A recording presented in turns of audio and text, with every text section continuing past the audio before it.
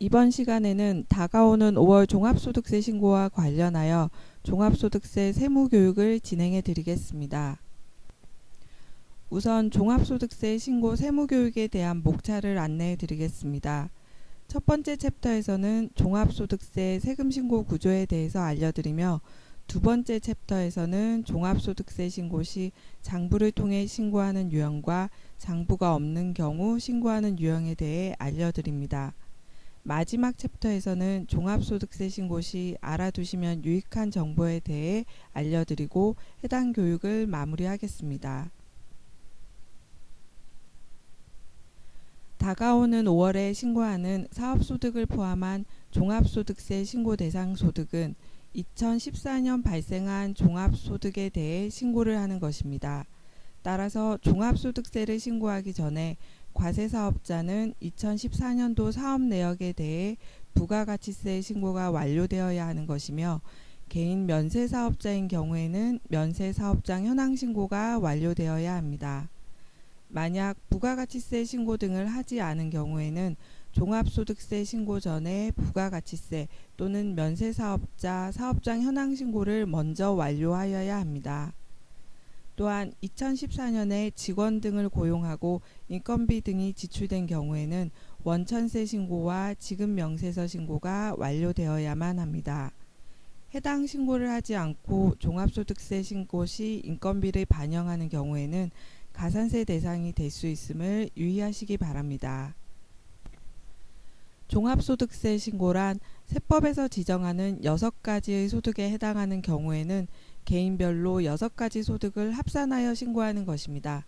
따라서 2014년 소득 중 일정 요건에 해당하는 경우에는 2015년 5월에 해당 소득을 모두 합산하여 신고하여야 하는 것입니다. 종합소득세 신고기한은 5월 31일까지이나 이번 연도는 31일이 일요일인 관계로 6월 1일 월요일까지가 신고기한입니다.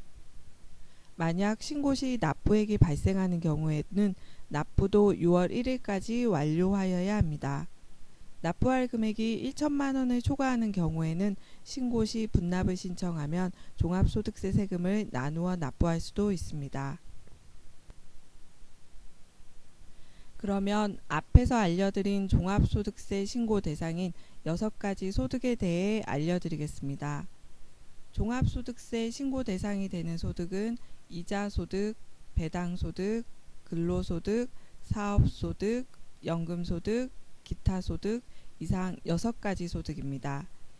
이자 배당소득은 금융소득으로 연간 소득금액 합계액이 2천만 원 초과인 경우에 종합소득세 신고 합산 대상입니다. 연금소득은 사적 연금소득 금액이 1,200만 원을 초과하는 경우 종합소득세 신고 합산 대상입니다. 기타소득은 소득금액 300만 원을 초과하는 경우 합산 대상입니다. 사업소득은 무조건 종합소득세 신고 대상이며, 근로소득의 경우에는 근로소득만이 존재하는 경우에는 종합소득세 합산 대상이 아니나, 다른 합산 대상이 있는 경우에는 근로소득도 종합소득세 신고 시 합산하여 신고하여야 합니다. 부동산 등을 양도하고 발생하는 양도소득과 퇴직 시 지급받는 퇴직소득은 종합소득세 합산 대상 소득에는 포함되지 않습니다. 앞에서 설명드린 이자소득, 배당소득, 사업소득, 근로소득, 연금소득, 기타소득은 5월에 신고하는 종합소득세 합산신고 대상이며, 합산 기준은 개인별 합산임을 다시 한번 정리해 보여드립니다.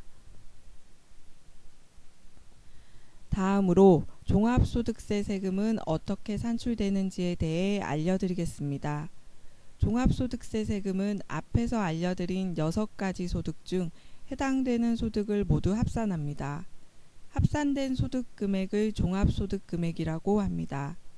이렇게 계산된 종합소득 금액에서 부양가족 등의 인적공제와 연금보험료 공제, 노란우산공제인 소기업 소상공인 공제 부금 등을 차감합니다.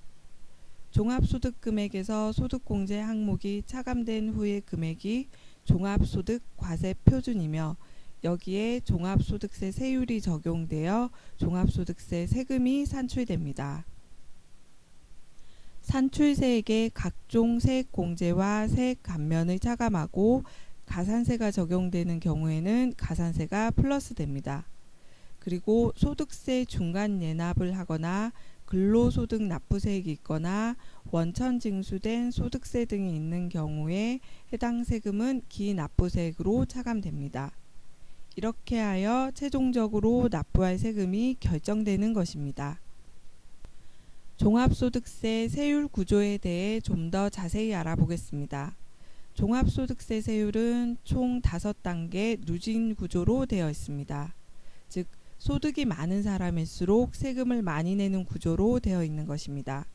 만약 종합소득 금액이 3천만 원이라면 1,200만 원까지는 6%의 세율이 적용되는 것이며 1,200만 원 초과부터 3천만 원 소득 구간에 대해서는 15%의 세율이 적용되는 것입니다.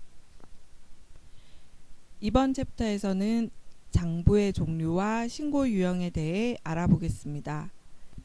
부동산 임대소득을 포함한 사업소득이 있는 경우에는 장부를 구비하여 사업 거래 내역을 기재하여 보관하도록 소득세법에서 정하고 있습니다.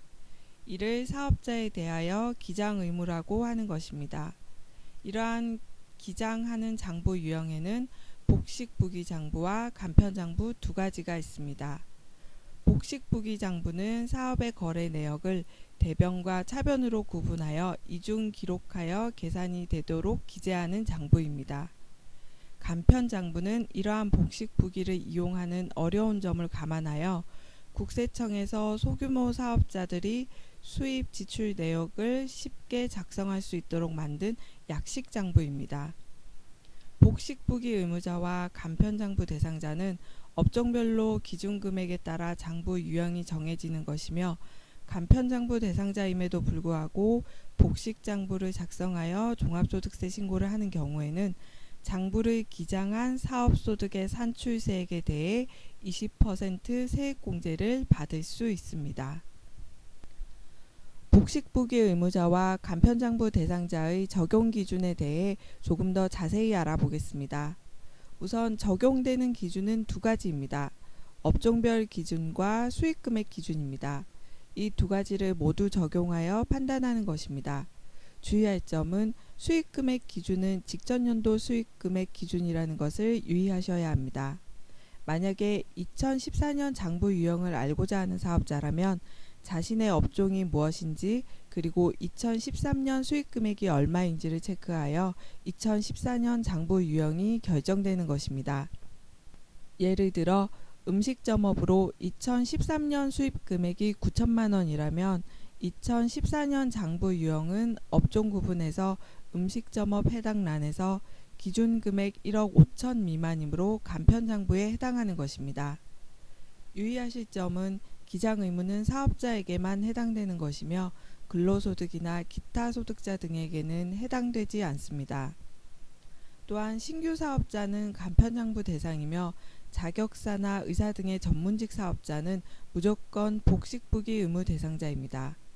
따라서 전문직 사업자는 신규 사업자이더라도 복식부기 의무 대상자인 것입니다. 마지막으로 기장 의무 판정은 사업장 단위별 기준이 아닌 개인 사업자 전체 수익 금액을 합하여 판단합니다. 종합소득세 신고 유형에는 장부가 있는 경우에는 기장신고, 장부가 없는 경우에 신고하는 것을 추계신고라고 합니다. 만약 사업자가 불가피하게 장부를 구비하지 못한 경우에는 추계신고 방법으로 종합소득세 신고를 하는 것입니다. 추계신고란 업종별로 국세청에서 정한 경비율을 적용하여 신고하는 것을 지칭합니다. 해당 도표를 보시고 자신의 신고 유형이 어디에 속하는지 한번 체크해 보시기 바랍니다. 만약 사업소득이 있는 경우 장부 작성을 한 경우에는 복식부기 또는 간편장부로 종합소득세 신고를 진행합니다. 만약 장부를 구비하지 못한 경우에 직전연도 수익금액, 즉 신고 대상인 2014년 소득에 대한 직전연도인 2013년 수익금액을 기준으로 단순 경비율 적용 대상자인지 기준 경비율 적용 대상자인지가 적용됩니다. 해당 사항은 5월에 발송되는 종합소득세 신고 안내문을 보시면 자신이 기준 경비율 대상자인지 단순 경비율 대상자인지 확인하실 수 있습니다. 2014년에 사업을 시작한 경우에는 2014년 당해년도 수익 금액으로 장부 유형과 경비율 유형을 구분합니다. 참고로 복식부기 의무자가 장부를 기장하지 않고 추계로 신고하는 경우에는 기준 경비율 적용을 받으며 적용받는 기준 경비율은 기존 경비율의 2분의 1만 적용이 되므로 결과적으로 복식부기 의무자가 추계로 신고하는 경우에는 세금이 많이 나오는 결과가 나오며 가산세까지 부담하게 되는 것입니다. 마지막 챕터에서는 종합소득세 신고 시 유익한 정보에 대해 알려드리겠습니다. 매년 5월 초가 지나면 각 관할 세무서에서 종합소득세 신고 안내문이라는 것을 주민등록상 주소지로 발송합니다. 해당 안내문을 우편물로 받지 못한 경우에는 홈택스에 로그인하여 확인하실 수 있습니다. 해당 안내문에는 종합소득세 신고를 위한 필수 정보들이 기재되어 있습니다. 예를 들어 2014년 동안의 수입 금액, 신고하여야 하는 장부 유형, 경비율 유형 등입니다. 따라서 종합소득세 신고 안내문은 꼭 확인하여 신고하시기 바랍니다. 특히 종합소득세 신고 안내문에 기재된 수익 금액은 이미 신고한 부가가치세 신고 또는 면세사업장, 사업장 현황 신고를 토대로 산출된 금액이므로 종합소득세 신고 시 안내문의 수익 금액과 일치하여야 합니다. 만약 수익 금액의 수정이 필요하다면 부가세 신고 등의 수정 신고 등이 필요한 것입니다.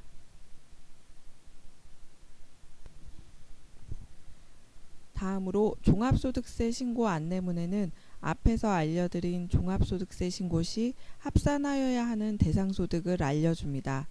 만약 근로소득 등 합산하여야 하는 소득이 있는 경우에는 홈택스에 로그인 후 마이 NTS의 지급 명세서 등 제출 내역에서 해당 원천징수 영수증을 출력하여 신고 시 이용하여야 합니다. 해당 소득이 종합소득세 합산신고 대상으로 안내가 된 경우에는 꼭 챙겨서 합산신고하시기 바랍니다. 지금까지 이지샵 자동장부를 이용하여 종합소득세 신고를 위한 세무교육이었습니다.